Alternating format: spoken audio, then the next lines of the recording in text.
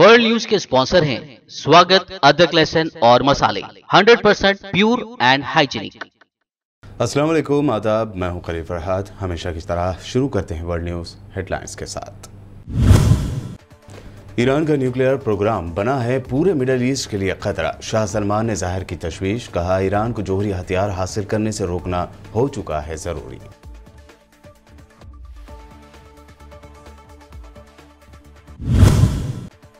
फ़लस्तीनी सदर महमूद अब्बास ने इसराइल को दी धमकी, कहा 1 साल की डेडलाइन में 1967 की जंग में कब्जे में लिए गए फ़लस्तीनी इलाकों से निकल जाए इसराइल, वरना बर्दाश्त नहीं करेंगे।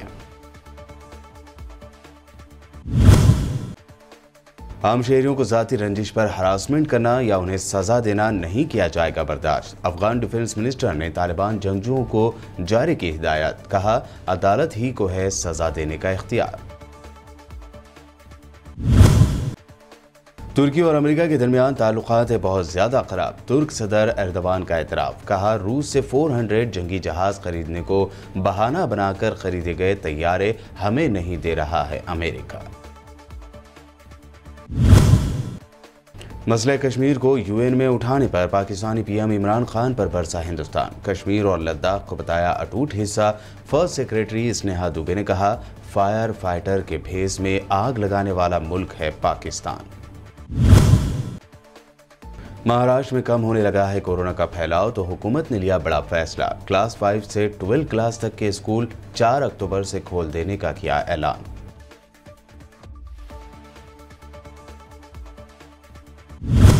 सऊदी अरब के शाह सलमान बिन अब्दुल अजीज ने कहा है कि ईरान को जोहरी हथियार हासिल करने से रोकना ज़रूरी हो चुका है।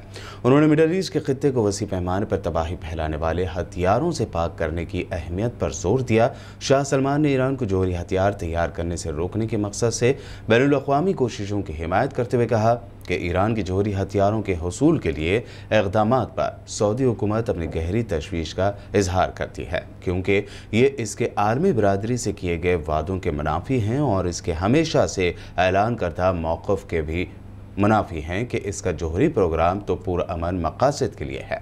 शाह सलमान का कहना था कि बैलिस्टिक मिसाइलों, ड्रोन्स और खिलौना नुमा बारूद से लदी कश्तियों के जरिए हमलों के पेश नज़र सऊदी अरब को अपने डिफेंस का जायज़ हक हासिल है। फ़लस्तीनी सदर महमूद अब्बास ने इसराइल को सन 1967 की जंग में कब्जे में लिए गए फ़लस्तीनी इलाकों बशमूल मशरिक़ी बैतुल मुक़द्दस से निकलने के लिए 1 साल की डेडलाइन मुकर्रर कर दी है। अक़वाम मुत्तहिदा की जनरल असम्बली के 76वें सेशन से पहले वर्चुअल खिताब में उन्होंने मज़ीद कहा कि फ़लस्तीन इस साल के दौरान सरहदों की हदबंदी और तमाम हतमी हैसियत के मसाइल को बैनुल-अक़वामी करारदादों के मुताबिक हल करने की खातिर काम करने के लिए तैयार है। इसके लिए इसराइल को 1 साल की मोहलत दी जाती है कि वो मकबूजा इलाकों से वापसी शुरू कर दे।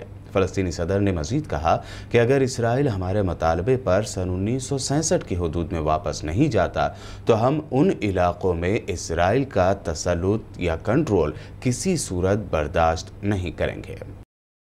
इसराइली फ़ौजियों की फायरिंग में एक फ़लस्तीनी नौजवान शहीद हो गया। ज़राए के मुताबिक 28 साला मोहम्मद कबीसा इसराइली कॉलोनियों की तामीरात के खिलाफ होने वाले मुजाहरों के दौरान जुनूबी नाबलस में इसराइली फ़ौज की फायरिंग में शहीद हो गया। फ़लस्तीनी इंतज़ामिया की वजारत सेहत ने अपने बयान में इस बात की खबर देते हुए कहा कि यहूदी फ़ौजियों ने मोहम्मद कबीसा के सर में गोली मार दी थी, जिसके बाद उन्हें अस्पताल दाखिल कराया गया, जहाँ डॉक्टरों ने उन्हें मुर्दा करार दे दिया। जुनूबी नाबलस के बीता कॉलोनी में कुछ महीनों से सिहूनी कॉलोनियों की तामीर के खिलाफ मुजाहरे हो रहे हैं, जिन पर हर बार सिहूनी फौजी हमला करते हैं। बीता में होने वाले मुजाहरों के दौरान शहीद होने वाले फ़लस्तीनियों की तादाद 8 हो गई, जबकि सैकड़ों जख्मी है।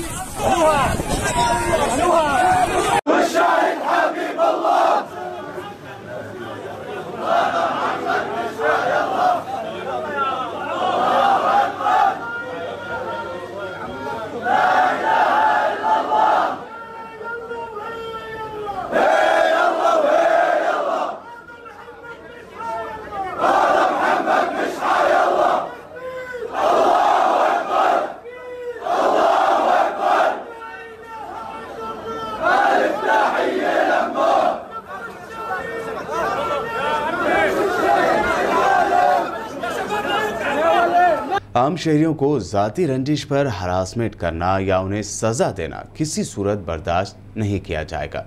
अफगान डिफेंस मिनिस्टर मोहम्मद याकूब ने तालिबान फोर्सेस के लिए हिदायत जारी कर दी। अपने ऑडियो पैगाम में वज़ीर दिफा ने कहा कि नई अफगान हुकूमत ने तमाम शहरियों को जो आम माफ़ी का ऐलान किया था उस पर सख्ती से अमल दरामद को यकीनी बनाया जाए। उन्होंने कहा कि तालिबान फोर्सेस का कोई जंगजू किसी भी सूरत में किसी शहरी से ज़ाती दुश्मनी की बिना पर इसे न कोई सज़ा देने या हरासा करने का मजाज है। वज़ीर दिफा ने कहा कि अगर तालिबान फोर्सेस के किसी अहलकार का किसी से ज़ाती झगड़ा है तो उसे अदालत के सामने लाया जाए। अदालत ही उसका फैसला करने का इख्तियार रखती है।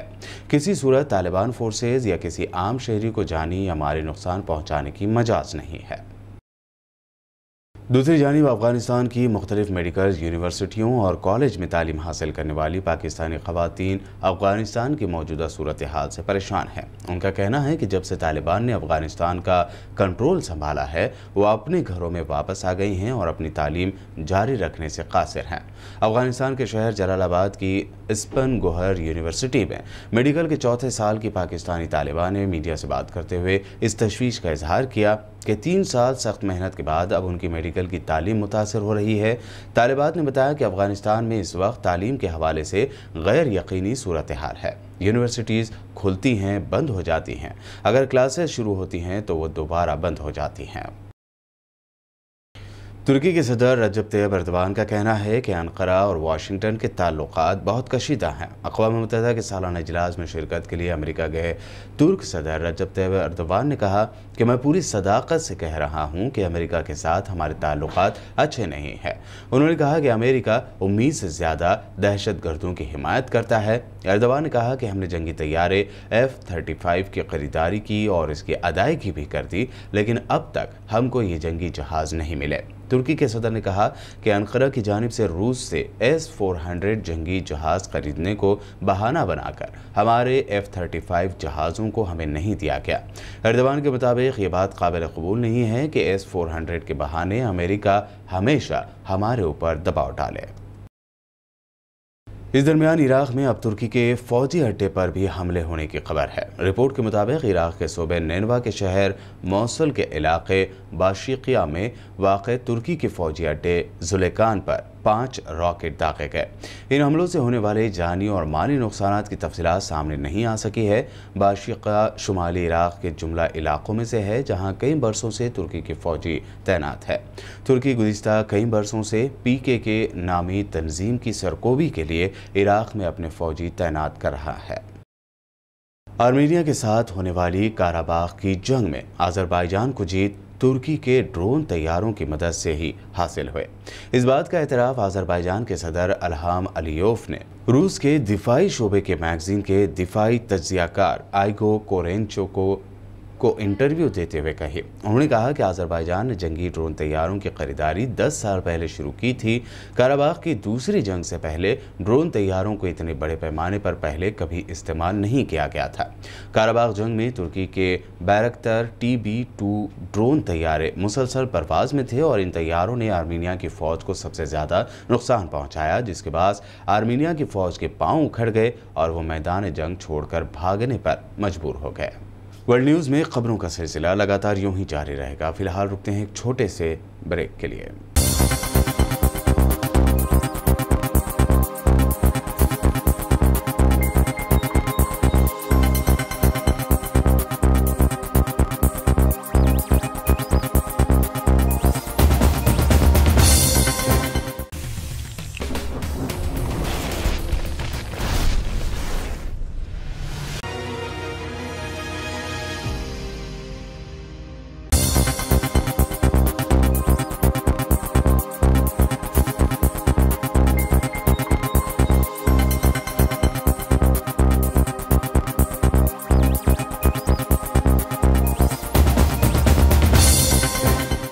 ब्रेक के बाद आगे बढ़ते हैं और अब देखते हैं नेशनल न्यूज़। हिंदुस्तान ने मसले कश्मीर पर अक़वाम मुत्तहिदा की जनरल असम्बली के सामने पाकिस्तानी वज़ीर आज़म इमरान खान के बयान का करारा जवाब देते हुए पाकिस्तान को फायर फाइटर के भेस में आग लगाने वाला मुल्क करार दिया।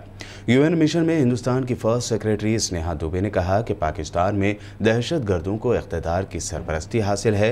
पूरी दुनिया को पाकिस्तान की पॉलिसियों की वजह से नुकसान उठाना पड़ रहा है, क्योंकि पाकिस्तान मुसलसल दहशतगर्दों की हिमायत करता आ रहा है। उन्होंने जोरदार हमला करते हुए दुनिया को यह भी याद दिलाया कि अलकायदा के सरबराह उसामा बिन लादेन को पाकिस्तान ने ही पनाह दी थी। स्नेहा दुबे ने कहा कि दुनिया ये नहीं भूली कि कई खौफनाक वाक़यात के मास्टरमाइंड उसामा बिन लादेन को पाकिस्तान में पनाह मिले थे। पाकिस्तानी क़यादत अब भी उसामा को शहीद के तौर पर देखती है। उन्होंने कहा कि अफसोस की बात है कि आज भी हमने पाकिस्तान के रहनुमा को दहशतगर्दाना कार्रवाइयों को जायज़ ठहराने की कोशिश करते हुए सुना। दहशतगर्दी का इस तरह दिफा किया जाना जदीद दुनिया में नाकाबिल कबूल है।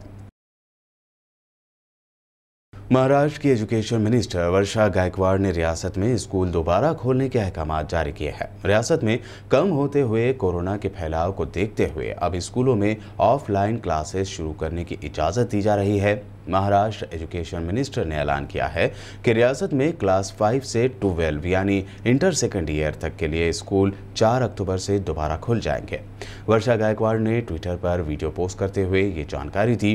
उन्होंने बताया कि हमने 15 जुलाई से स्कूल शुरू करने की इजाज़त दी थी, जिसके बाद 10 अगस्त को SOP जारी की गई थी। हमें अब पीडियाट्रिक टास्क फोर्स से जानकारी मिली है, जिसे हमने अपने SOP में शामिल किया है, जिसके बाद CM उद्धव ठाकरे से इजाज़त मिलने के बाद हमने 4 अक्टूबर से स्कूल खोलने का फैसला किया है। मजलिस इत्तेहादुल मुस्लिमीन के सदर बैरिस्टर असदुद्दीन ओवैसी ने तब्दीली मजहब के इल्ज़ाम में योगी सरकार की जानिब से गिरफ्तार किए गए मौलाना कलीम सिद्दीकी की हिमायत में बयान देते हुए कहा कि अपने मजहब की तशहीर जुर्म नहीं है। असदुद्दीन ओवैसी ने ट्वीट करते हुए लिखा कि इस मामले पर उन्होंने मौलाना के वकील से भी बात की है। असदुद्दीन ओवैसी ने लिखा कि मौलाना कलीम साहब के वकील अबू बकर सब्बाक से बात की गई है। आर्टिकल 25 आपके यकीन की तशहीर करने के हक़ की हिफाजत करता है। अपने मजहब की जानकारी देना किसी भी तरह से जुर्म नहीं है। यूपी सरकार मीडिया ट्रायल कर रही है, उनके खिलाफ लगाई गई दफात इल्ज़ामों से मेल नहीं खाती। कांग्रेस के तर्जुमान गौरव वल्लभ ने आज प्रेस कॉन्फ्रेंस करते हुए किसानों के तय मोदी सरकार के रवैये पर शदीद तनकीद करते हुए नई क्रोनोलॉजी बताई। और सरकार में एक शब्द बहुत कॉमन है कि आप क्रोनोलॉजी समझिए। मैं भी आपको एक क्रोनोलॉजी बताता हूं हिंदुस्तान के किसानों की व्यथा का, और 2014 से ही स्टार्ट करेंगे। 2014 में सरकार में आते ही इस सरकार ने क्या किया? हिंदुस्तान के अन्नदाताओं की जमीन को हड़पने का प्रयास भूमि अधिग्रहण बिल को लाके किया। 2015 में क्या चालू किया? 2015 में शपथ पत्र देकर ये बोला सुप्रीम कोर्ट में भारत की सरकार ने कि अगर हम स्वामीनाथन कमीशन के आधार पर MSP दे देंगे तो मार्केट्स डिस्टॉर्ट हो जाएंगे। 2016-17 में क्या किया? जो हिंदुस्तान के किसानों का बजट है वो बीमा के नाम पर, फसल बीमा के नाम पे प्राइवेट कंपनियों के हवाले उस बजट में से बड़ी राशि कर दी। उसके बाद क्या किया? जब GST लगा तो पहली सरकार है हिंदुस्तान की आजादी के बाद जिसने कृषि पर टैक्स लगाया है।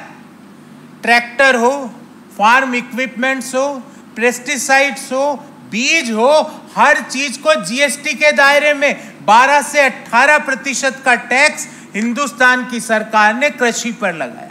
उसके बाद क्या हुआ? 2020 और अभी के वर्ष आधा 9 महीने हो गए 2021 में डीजल के दाम जो 2014 में 55 रुपये 50 रुपये प्रति लीटर के बीच थे, वो आज देश के अधिकांश भाग में 100 रुपये के आसपास चल रहे हैं प्रति लीटर। राजधानी दिल्ली में छठा सीरो सर्वे शुरू किया गया है। इस बारे में दिल्ली के हेल्थ मिनिस्टर सत्येंद्र जैन ने प्रेस कॉन्फ्रेंस करते हुए मजीद जानकारी दी। दिल्ली में छठा सीरो सर्वे कल से स्टार्ट किया गया है। इसमें दिल्ली के सभी वार्ड्स में 280 वार्ड 272 MCD वार्ड्स हैं, प्लस NDMC और कंटोनमेंट बोर्ड मिला के 280 पार्ट्स किए गए हैं। सभी जगह से 100 सैंपल लिए जाएंगे, 28,000 सैंपल लिए जाएंगे। ये सबसे बड़ा सीरो सर्वे होगा और इसको मतलब सैंपल लेने का काम मुझे लगता है कि हफ्ते भर में ख़त्म हो जाएगा और उसके बाद 1 हफ्ता और लगेगा रिपोर्ट आने में। सर पिछले सीरो सर्वे में करीब 51% से ज़्यादा लोगों में एंटीबॉडी मिली थी। इस बार क्या कुछ आप लोगों को उम्मीद है? देखिएगा, कयास लगाने से कोई फ़ायदा नहीं, अब तो 2 हफ्ते की बात है, 2 हफ्ते बाद बिल्कुल क्लियर हो जाएगा। कहने को तो एक्सपर्ट्स कह रहे हैं कि इस बार काफ़ी ज़्यादा पॉजिटिविटी मिलनी चाहिए। सर कितने कब तक ये चलेगा और जो एज लिमिट होता है उसमें किस 100 सैंपल हर वार्ड से उठाने हैं। हमें लगता है कि 1 हफ्ते में सैंपल लेने का काम हो जाएगा और 1 हफ्ता और लगेगा उसके बाद। टोटल पूरी दिल्ली के अंदर 28,000 सैंपल लिए जा रहे हैं। पीएम मोदी और होम मिनिस्टर अमित शाह के गुजरात से एक और टैक्स चोर पकड़ा गया है। गुजरात के एक हीरा कारोबारी के यहां इनकम टैक्स ने छापा मारा है। कारोबारी के 23 ठिकानों पर की गई इस छापेमारी में 500 करोड़ रुपए से ज्यादा की हेराफेरी पकड़ी गई है। गुजरात का ये कारोबारी, जिसका नाम जाहिर नहीं किया गया है, सिक्योरिटी वजूहात की बिना पर हीरो की मैन्युफैक्चरिंग और एक्सपोर्ट का काम करता है। कारोबारी के सूरत, नौसारी, मोरबी, वांकानेर और मुंबई में मजमूई तौर पर 23 ठिकानों पर 22 सितंबर को छापेमारी और जब्ती की कार्रवाई शुरू की गई थी। इनकम टैक्स के अहदेदारों ने जानकारी दी है कि इंटेलिजेंस से मिली इत्तला की बुनियाद पर छापे मारे गए। इस दौरान सीक्रेट मुकामात पर रखे हुए डॉक्यूमेंट का पता चलाया गया और उन्हें जब्त किया गया। छापे की पूरी कार्रवाई में 518 करोड़ रुपए की कीमत के हीरों की गैर एलानिया खरीदो फरोख्त पकड़ी गई, जो टैक्स बचाने के लिए की गई थी। बॉलीवुड एक्ट्रेस जैकलीन फर्नांडिस को ईडी के सामने मनी लॉन्ड्रिंग से जुड़े एक केस में पेश होने को कहा गया था, लेकिन जैकलीन पूछताछ के लिए दिल्ली में हाजिर नहीं हुए।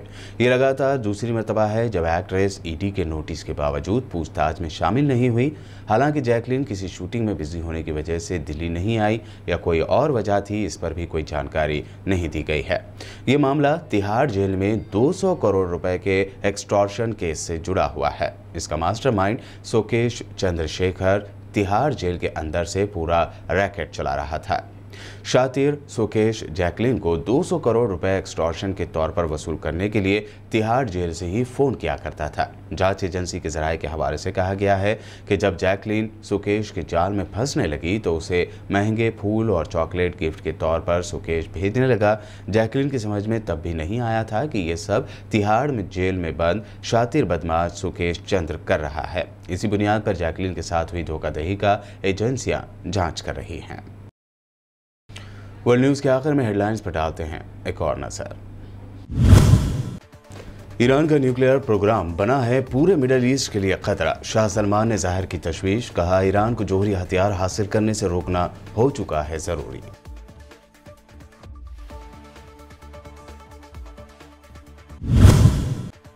फलस्तीनी सदर महमूद अब्बास ने इसराइल को दी धमकी, कहा 1 साल की डेडलाइन में 1967 की जंग में कब्जे में लिए गए फलस्तीनी इलाकों से निकल जाए इसराइल, वरना बर्दाश्त नहीं करेंगे। आम शहरियों को जाती रंजिश पर हरासमेंट करना या उन्हें सजा देना नहीं किया जाएगा बर्दाश्त। अफगान डिफेंस मिनिस्टर ने तालिबान जंगजुओं को जारी की हिदायत, कहा अदालत ही को है सजा देने का इख्तियार। तुर्की और अमेरिका के दरमियान ताल्लुकात है बहुत ज्यादा खराब। तुर्क सदर एर्दोगान का एतराफ, कहा रूस से 400 जंगी जहाज खरीदने को बहाना बनाकर खरीदे गए तैयारे हमें नहीं दे रहा है अमेरिका। मसले कश्मीर को यूएन में उठाने पर पाकिस्तानी पीएम इमरान खान पर बरसा हिंदुस्तान। कश्मीर और लद्दाख को बताया अटूट हिस्सा। फर्स्ट सेक्रेटरी स्नेहा दुबे ने कहा फायर फाइटर के भेस में आग लगाने वाला मुल्क है पाकिस्तान। महाराष्ट्र में कम होने लगा है कोरोना का फैलाव, तो हुकूमत ने लिया बड़ा फैसला। क्लास 5 से 12 क्लास तक के स्कूल 4 अक्टूबर से खोल देने का किया ऐलान।